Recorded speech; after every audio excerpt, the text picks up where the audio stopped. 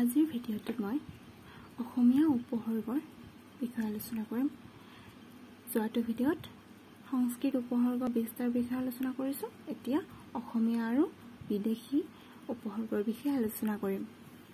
অসমীয়া ভাষাত অসমীয়াৰ লগতে সংস্কৃত আৰু কিছুমান বিদেশী উপসৰ্গৰ প্ৰয়োগ কৰা হয়। এতিয়া প্ৰথমতে অসমীয়া উপসৰ্গৰ বিষয়ে আলোচনা কৰোঁ। অসমীয়া অব্যয় বা উপসৰ্গৰ যোগৰ দ্বাৰা নানান শব্দ গঠন কৰা হয়। যেনে আগৰ ভিডিঅ'টোত আমি আলোচনা কৰিছোঁ যে উপসৰ্গ এটা কি হয়? অব্যয়, যাক ধাতুৰ আগত বহুৱাই এটা শব্দ প্ৰকাশ কৰা হয়। মানে উপসৰ্গ এটাই নিজে অব্যয় এটা কোনোদিনে নিজে এটা শব্দ প্ৰকাশ কৰিব নোৱাৰে। গতিকে ধাতুৰ আগত বহি নতুন এটা শব্দ প্ৰকাশ কৰে। প্ৰথমতে অসমীয়া উপসৰ্গটো হ'ল অ, যিটোক আমি বিসদৃশ, বিপৰীত আদি অৰ্থত ব্যৱহাৰ কৰোঁ। যেনে অৰে অ উপসৰ্গৰ লগত নামি যোগ হয় অনামি। তাৰপিছত অসুখ, অসুখ, অসুখৰ লগত অসুখটো কেনেকুৱা বিপৰীত? সুখৰ বিপৰীত অসুখ, অচিনাকি, অসুৰ ইত্যাদি। ইয়াত প্ৰত্যেকটোতে কি হৈছে? এটা নয়াৰ্থক অ ব্যৱহাৰ হৈছে। যেনে সুখৰ নয়াৰ্থক অসুখ, চিনাকিৰ নয়াৰ্থক অচিনাকি আৰু সুৰৰ নয়াৰ্থক অসুৰ যোগ হৈ অসুৰ হৈছে, অ যোগ হৈ অসুৰ হৈছে। হ'ল। এতিয়া আটো আহিছে সংস্কৃত আ উপসৰ্গৰ সমাৰ্থক শব্দ। এইটো সংস্কৃতত যিটো আমি আ উপসৰ্গ পাইছোঁ তাৰ সমৰ্থক। আৰে আমি অসমীয়াত কি পাওঁ? আ উপসৰ্গৰ লগত ধাতু যোগ কৰিলে আকাল পাওঁ। ঠিক তেনেদৰে আৰ লগত বেলেগ ধাতু যোগ কৰিলে আমনি। আ ধাতুৰ লগত আকৌ বেলেগ ধাতু যোগ কৰিলে পাওঁ আহৰণ। আৰে বেলেগ বেলেগ শব্দ প্ৰকাশ কৰিব পাৰে। কি কৰি? বেলেগ বেলেগ ধাতু প্ৰয়োগ কৰি। আমি আৰ লগত কি ধাতু প্ৰয়োগ কৰিছোঁ সেইটোৰ ওপৰত নিৰ্ভৰ কৰি শব্দটোৱে বেলেগ বেলেগ শব্দ প্ৰকাশ কৰিব। তাৰপিছত আও, সংস্কৃত অপ আৰু অব উপসৰ্গৰ সমাৰ্থক। আওৰে আমি কি কি শব্দ পাওঁ? আওকাণ, আও পুৰণি, আও মৰণ ইত্যাদি। তাৰপাছত অনা, অনা উপসৰ্গৰ পাছত বেলেগ ধাতু যোগ কৰি কি কৰিব পাৰি? অনাতাঁৰ, অনাহাৰ, অনাবৃষ্টি ইত্যাদি। আৰু আকৌ বেলেগ বেলেগ শব্দ আমি পাম অনাৰ পাছত বেলেগ ধাতু যোগ কৰি। আমি প্ৰথমতে জানিবলৈ কেইটামান উদাহৰণহে লৈছোঁ।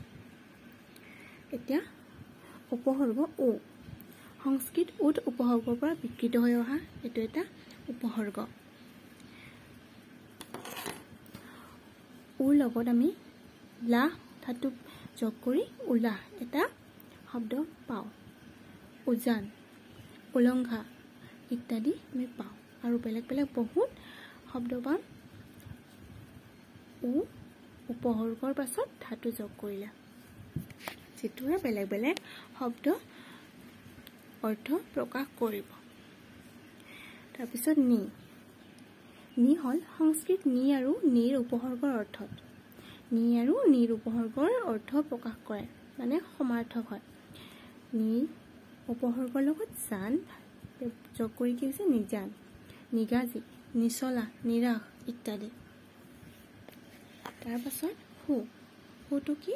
সংস্কৃত সু উপসৰ্গৰ অৰ্থত। আমি সংস্কৃতত সু এটা উপসৰ্গ পাইছোঁ, তাৰ সেই একে অৰ্থতে মানে সমাৰ্থক অৰ্থত ব্যৱহাৰ হৈ আহিছে। সু মানে সদায় আমি ধুনীয়া বা ভাল অৰ্থত ব্যৱহাৰ কৰোঁ। গতিকে সুখবৰ, সুকাঠি ইত্যাদি হ'ল সু যোগ কৰিব ধাতুৰ লগত উপসৰ্গ। সু উপসৰ্গৰ লগত ধাতু বেলেগ বেলেগ ব্যৱহাৰ কৰিলে বেলেগ বেলেগ প্ৰকাশ হ'ব, বেলেগ বেলেগ অৰ্থ প্ৰকাশ হ'ব। যেনে সুৰ লগত খবৰ, সুখবৰ, সুৰ লগত কাঠি, সুকাঠি, এইটো কাঠিৰ বিষয়ে কোৱা হৈছে, কাঠি ভাল আৰু ইফালে খবৰ ভাল। হ'ল। এতিয়া আমি বিদেশী উপসৰ্গ, কিছুমান বিদেশী উপসৰ্গ আছে যিবিলাক আমাৰ অসমীয়া ভাষাত ব্যৱহাৰ কৰা হয়। বিদেশী শব্দৰ পৰা অহা যিবিলাক আধুনিক হিচাপে ব্যৱহাৰ কৰা হয়। প্ৰথমে বেটো কেনেকুৱা অৰ্থত ব্যৱহাৰ কৰা হয়? নিষেধ, নোহোৱা আদি অৰ্থত। যেনে বেনামী, বেআইনী, বেদখল আদি অৰ্থত।